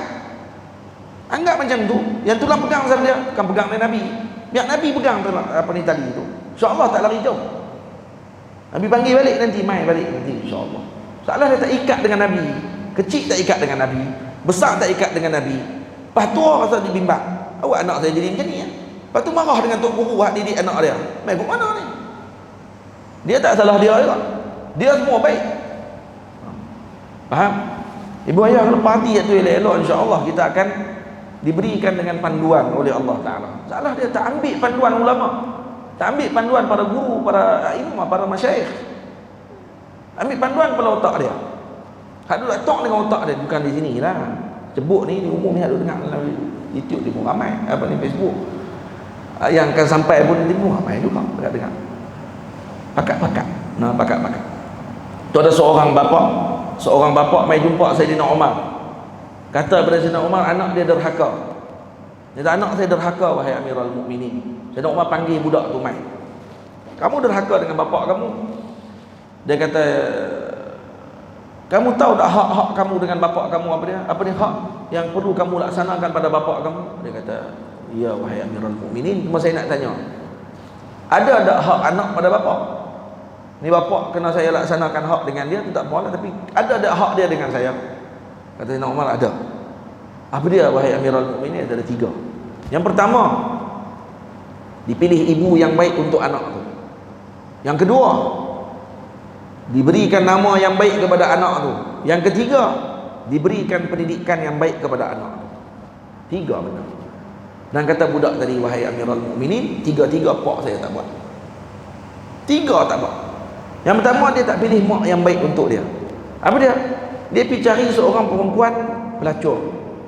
Jadi bini dia kahwin dengan perempuan pelacur. Dan saya pun lahir. Ni saya ni. Dia kata. Disebut dalam hadis tu, cerita dalam kisah tu, ya, perempuan kulit hitam, hamba, akhlak buruk. Dia kata perempuan kulit hitam, hamba, akhlak buruk. Biasanya maksud akhlak buruk di sini adalah kinayah kepada zina. Maksud akhlak buruk ni maksudnya dengan perkara zina, maksudnya benda yang tidak elok. Dan biasanya pada zaman tersebut yang melakukan zina dan sebagainya ini hamba. Jadi itu yang pertama, dia tak pilih ibu yang baik untuk saya. Dia pilih adalah perempuan yang buruk pada akhlak. Yang penting apa dia? Akhlak. Akhlak dulu. Dia tak sebut kata comel, segak apa semua, tak sebut yang akhlak dulu. Yang kedua, dia tidak beri nama yang baik kepada saya. Dia buh nama saya Kumpusa, nama saya Kumbang Tolak Tai. Nama saja dah Kumbang Tolak Tai dah. Dia tak nak buh nama. Tak ada nama lain yang nak buh kat anak. Kita orang lah, ibu-ibu, kadang-kadang cucu-cucu kita tak heran dengan makna anak kita bubuh nama, kita pun tak tanya kat dia. Ni tanya kat ulama mana ni nama bubuh ni. Tanya kat tok guru, mana ni buah nama ni? Kau tengok Google ya. Tak ada sikap nak pergi tanya dekat tok guru, tak tanya dekat ulama, tak tanya dekat orang yang reti tentang masalah letak nama dan seumpamanya. Pakai nak semua nak bubuh nama sendiri. Sebab apa? Dah ada menentang ni, dia kata. Buka, tak pun beli buku nama-nama yang indah dalam Islam. Bubuh nama anak dia. Nama, kalau kata nama ni kalau bubuh dalam bahasa Jerman dengan makna air hujan yang mencurah-curah. Makna apa ni, dia bubuh nama apa? Mazda contohnya kan. Maknanya air hujan. Buhbi dia kata rupanya Azia tu maknanya bagus no. Maknanya apa lah buh nama anak Azia. KEP 3312. Kali dengan dia punya nombor plate kereta ni, buh anak dia. Apa? Anak nama Fabian. Daripada nama sabun ni. Fabian nama betul sedap pula Fabian no. Lepas tu panggil Bean. Dia buat coffee bean. Lagi sedap. Buh nama tak apa-apa anak. Lalu Mak Aisyah ke, buh nama apa ni, orang panggil apa, nama-nama hak yang nama isteri-isteri Nabi ke, Hafsah ke, apa semua tu. Nama lama. Lagi orang panggil Mekcah kali. Dah hitam panggil Mekcah baca orang. Bubuh nama bagi elok-elok. Panggil, sebut tok guru yang bubuh nama. Ada juga yang main jumpa tok guru, kata tok guru saya cadang nak minta tok guru bubuh nama kan. Tapi kalau nama ni elok tak, ada pergi pula bagi cadangan pula dah. Dia pula bagi cadangan. Tapi dia pergi minta cadangan. Dia takut lagi tak dapat macam cadangan dia nak. Jadi boleh dalam masalah itu pun tak apa. Bagi cadangan, dia kata saya duk cadang macam nak bubuh nama mula huruf ni. Kalau nama ni elok tak? Bagi tok guru bagi tengok, bagi boleh elok. Insya-Allah. Maksud dia ada panduan juga. Tak kehantam saja bubuh nama sendiri. Kena macam tu. Dan tu adabnya para ulama dulu. Para aulia dulu dan juga para umat yang terdahulu. Dan tu tersusun kehidupan anak-anak mereka. Nanti insya-Allah kalau rezeki kita baca kitab Fathul Wadud. Saya ada karang kitab berkenaan dengan perkara 8 perkara yang perlu lakukan setelah anak lahir. Ada 8 benda kena buat setelah anak lahir. Saya cuma tak tulis kitab lagi, dan saya tulis kitab dah berkenaan dengan pendidikan untuk anak-anak, ada dah kitab, cuma tak dicetak lagi. Itu pendidikan untuk kanak-kanak. Selepas lahir dah, Fathul Wadud dah lahir. Lahir ada 8 benda nak kena buat.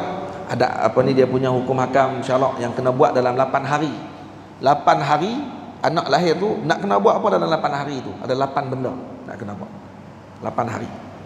Dan kemudian lepas lahir nak kena bagi didikan pada anak kita. Maka saya pun ada karang juga. Saya ada terjemah satu kitab dan tengah masih lagi insya-Allah nanti akan disyarahkan. Tajuk dia Isbalul Aman. Guru saya Maulana Syekh Ahmad letak nama kitab tu Isbalul Aman fi terjemati Riyadatus Sibyan. Bab berkenaan dengan mendidik anak-anak. Nak kena buat macam mana dengan anak-anak. Anak lelaki nak buat macam mana, anak perempuan macam mana. Biasanya anak lelaki lah. Dan kita anak lelaki kita balik rumah teriak, kita layan. Teriak apa? Kita pergi layan. Kenapa teriak? Bawa, siapa buat? Panggil, mari. Hang buat anak aku. Siapa? Siapa? Keling-keling. Lepas tu anak pula, cikgu abang. Abang kat cikgu.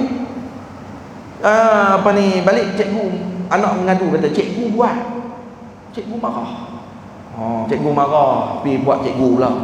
Macam tu berlaku kan? Ada seorang budak dalam sekolah dia panggil dia buruk. Cikgu tibai dia. Dia pun balik cerita kat mak dia. Menangis, teriak. Abang kat mak kata cikgu tibai. Mak pula paling garang di kampung tu. Mak pun siap kain dia semua pergi. Arab ni cerita Arab. Mak dia pergi tu. Mana cikgu dia kata? Hak buat anak aku tu mana? Panggil cari. Dengar satu sekolah. Lepas tu berkat jerit-jerit tu, cikgu tu perasan. Cikgu lelaki lah hak buat ni. Cikgu lelaki tu, main dah. Budak tu buat main. Saleh jangan gelak weh. Sebab dia tahu dah cerita. Ada siapa yang tahu cerita? Ni tahu cerita kat ni. Apa ni? Perlu dengar untuk curi cerita saya. Jadi bila main tu, main saja cikgu pun pergi. Cikgu lelaki ni pergi tanya ni, ada apa ni? Ni awak main dengan kok ni main buat apa? Duk main dengan kok ni buat apa? Mak dia kata, budak tu jawab kata, ni bukan kok saya, ni mak saya. Cikgu tu pun tengok apa ni? Subhanallah. Ni bukan mak. Ni muka-muka kok dia kata. Oi, perempuan tadi nak marah jadi tak marah. Jadi kok kata. Teruslah cikgu tu pun tanya, ya sayyidati, wahai apa ni, puanku, kan? Kenapa main ni? Ada marah-marah apa ni? Dia kata, tak cikgu, tadi ni anak saya balik cerita kata tadi marah hari ni. Dia dah suara dah turun dah sebab panggil kak, kan? Dia kata ni bukan mak, ni kak ni. Mak macam mana jadi dia kata. Itu terus dia pun ubah suara dia. Dia pun kata, saya bukan nak marah, dia kata nak tanya kenapa aku pukul dia. Sebab saya nak balik sambung balik kat rumah. Kenapa dia buat salah, saya nak sambung balik. Cikgu pukul tadi, saya pergi balik sambung pula. Budak tu pening dia. Tadi main lain. 360 darjah tertukar terus perangai mak kerana bijaknya cikgu tadi. Cikgu pula dipuji mak, kata kak. Subhanallah pula tu. Kan? Tarik subhanallah. Maksud saya gak lah. Pergi terus. Dia orang perempuan mudah tertipu, kan? Ada orang yang kalau anak dia balik ke rumah, dia paling marah ketika mana anak dia teriak. Kalau orang yang disebut oleh para ulama, Al-Imam Ramli, seperti disebut dalam syair Imam Ramli, Imam Basaudan, Imam Basaudan dalam kitab dia tulis kata, kalau kata anak lelaki kita balik menangis, ibu jangan layan dia dengan makna bagi dia rasa kata dia ni orang panggil apa, diabaikan dan sebagainya. Tapi kata kepada dia, anak lelaki kena kuat. Orang lelaki dia kena gagah. Mana bisa teriak-teriak ni orang perempuan. Orang melawak je kot. Orang melawak kena tahan lah. Kena balas balik je. Kalau dia lawak tadi, kalau dia ni, kita balas balik. Jangan duduk layan. Ni kita kata, oh ni teriak, awak teriak ni. Panggil orang buat anak kita. Kita tak selesai masalah. Dia akan terus dengan perangai dia tadi, manja. Tukar teriak. Anak lelaki tak ada teriak. Teriak ni orang perempuan. Abang dia. Orang perempuan dia teriak. Air mata dia adalah senjata dia. Saya dah tulis kitab nanti tuan-tuan. InsyaAllah ada rezeki ini baca kitab. Jadi saya dah tulis berkenaan dengan pendidikan anak-anak, beranak. Pendidikan anak-anak. Pendidikan anak-anak, waktu nak didik anak tu, waktu kecil nak bagi macam mana, waktu kutak ni. Ni waktu kutak. Waktu ketika dia duduk di tadika dan di prasekolah. Dia nak kena buat macam mana akhlak dia. Dan yang ketiga, adab ketika dia jadi seorang talibul ilm. Saya dah tulis kitab juga, Fathul Muta'ali.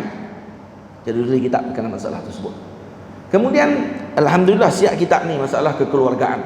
Kalau dia dah berkahwin, dia dah ada anak isteri, ni kitab kekeluargaan. Cuma saya tak tulis lagi kitab bab kahwin dia. Tak kahwin insya-Allah nanti saya tulis pula. Nak tulis bab kahwin pula nanti. Nak kahwin macam mana? Bab kahwin ni dia orang panggil apa? Saya tak tulis lah, tapi nanti lah insya-Allah ada rezeki, kalau ada peluang masa Allah Taala bagi. Lagi nak tulis kitab bab kahwin. Tu nak bagi hadiah dekat orang kahwin. Kena baca kitab ni untuk sebelum nak kahwin, nak buat apa? Lepas kahwin baru dapat anak, jadi sekian. Assalamualaikum. Baik. Tamam.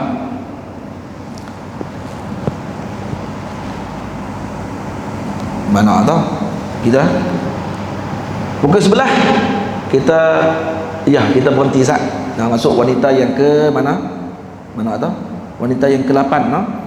Wanita yang ke-8 kita berhenti sat lebih kurang dalam 15 minit. Kemudian kita sambung balik. Tuan-tuan, ibu ayah semua kalau ada nak pergi ke tandah ke dan seumpamanya, boleh berehat-rehat sebentar. Sebelah lah ni 10.50. Jadi pukul 11.05 minit. 10.15 ya. 11.05 minit atau 11.06 minit itu kita akan mula balik insya-Allah. Wassallallahu ala sayyidina Muhammad wa ala alihi wa sahbihi ajma'in walhamdulillahirabbil alamin. Insya-Allah nak habis dah kitab ni. Kita khatam kitab ni dulu hari ni. Kita khatam kitab ni dulu. Kitab Fathul Muta'ab ni, kitab apa ni, Al-Mursyiduz Zuwar. Ini sama ada kita akan mai balik ataupun sekali sebelum tu saya baca sikit jugalah sebelum kita tutup lagi.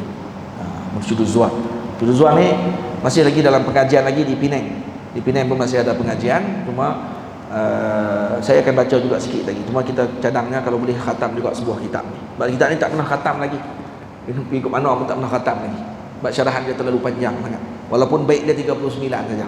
Nah, jadi karena banyak sangat dia punya perbahasan yang khususnya berkenaan dengan kekeluargaan ni. Jadi kita mengtirihat sat, lagi kita masuk balik. Wassalamualaikum warahmatullahi wabarakatuh. Saya duduk di sini je, saya tak keluar. Saya duduk kat meja ni. Assalamualaikum warahmatullahi wabarakatuh. Silakan.